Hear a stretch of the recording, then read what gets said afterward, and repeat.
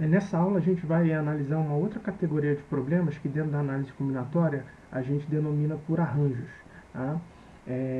Eu vou continuar resolvendo todos esses problemas pensando no princípio fundamental da contagem, mas a gente vai ver que problemas similares aos que a gente vai resolver nessa aula, todos serão resolvidos por meio de uma fórmula que a gente vai deduzir no finalzinho dessa aula. Tá?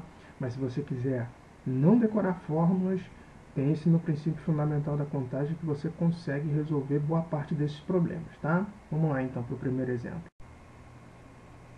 O primeiro exemplo é esse aqui, ó. De quantas maneiras uma turma com 10 alunos pode formar uma comissão composta por um presidente, um secretário e um tesoureiro? Então perceba que você tem 10 alunos numa turma, você vai formar uma comissão com 3 desses alunos e entre esses alunos você vai ter cargos, né? Você vai ter atribuições diferentes, né? Tem um aluno que vai ser o presidente, um aluno que vai ser o secretário, um aluno que vai ser o tesoureiro. A gente quer analisar de quantas maneiras isso pode ser feito. Para resolver esse problema, a gente toma 3 decisões. A gente primeiro escolhe o presidente dessa comissão, então há 10 maneiras de tomar essa decisão. Segunda decisão é escolher o secretário, há 9 maneiras, porque no enunciado não há previsão de que uma pessoa possa acumular cargos, né? Então o sujeito que é presidente ele não pode ser nem secretário nem tesoureiro, né? Então a gente desconta o sujeito que a gente já escolheu para ser presidente, né? Terceira decisão, escolher o tesoureiro. Essa decisão pode ser tomada de 8 maneiras, eu não posso usar as duas pessoas que já ocupam o cargo de presidente e de secretário. Pelo princípio fundamental da contagem, existem 10 vezes 9 vezes 8, 720 maneiras de formar essa comissão.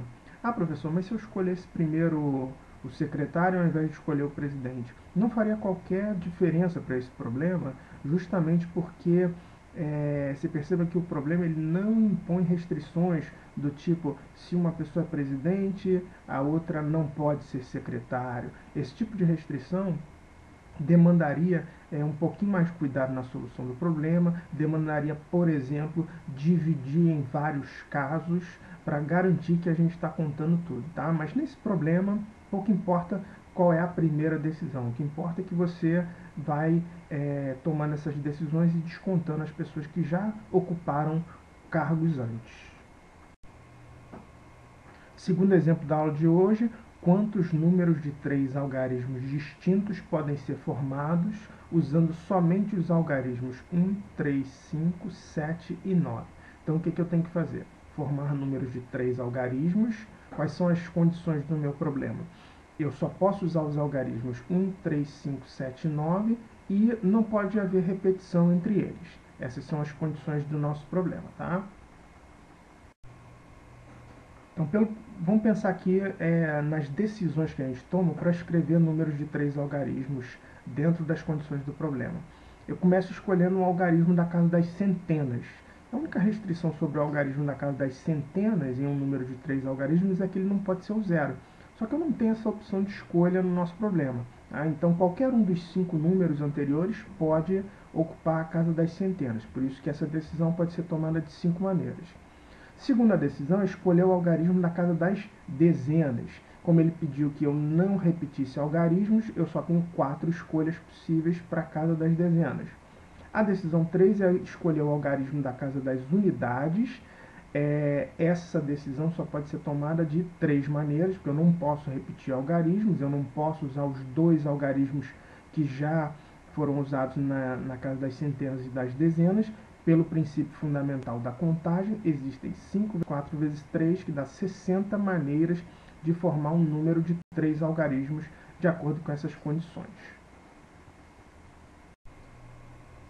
Nos dois problemas que a gente analisou, os dois exemplos escolhidos para essa aula, a ideia por trás deles é justamente o seguinte: eu tenho um conjunto com N elementos distintos e o que eu quero fazer é formar um agrupamento ordenado com P elementos desse conjunto.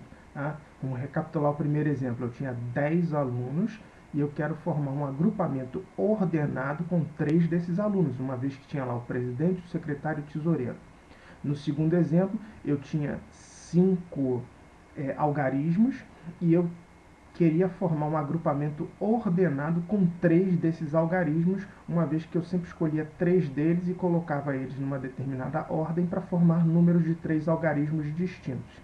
Então, essa é a categoria de problemas que a gente vai dizer que envolve um arranjo. Tá?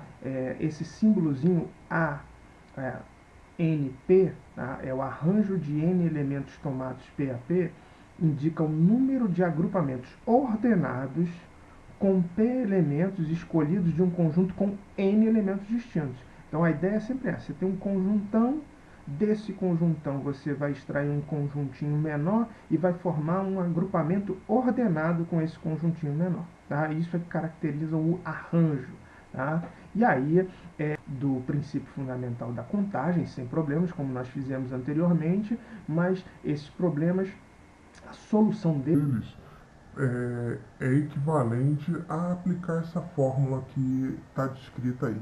Se você pegar todos os exemplos anteriores e aplicar essa fórmula, por exemplo, no caso do exemplo 1, tá? Eu tinha 10 alunos e vou formar um agrupamento ordenado com 3 deles. Então, no lugar do N eu boto 10, no lugar do P eu boto 3. Se eu fizer essas continhas indicadas nessa fórmula, N fatorial sobre N menos P fatorial, teria a resposta do problema. Idem para o segundo exemplo. Eu tinha um conjunto com 5 algarismos e quero escolher 3 deles para formar um agrupamento ordenado. Então, se você colocar no lugar do P, do N, o 5, e no lugar do P o 3 e aplicar essa fórmula, você vai ver que você obtém a mesma resposta que a gente encontrou anteriormente.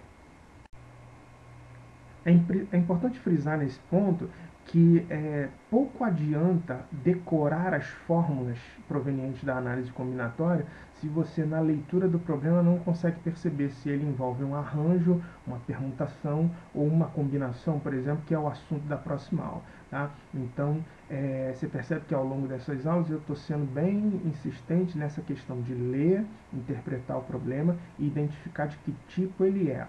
Quando é que vai ser uma permutação?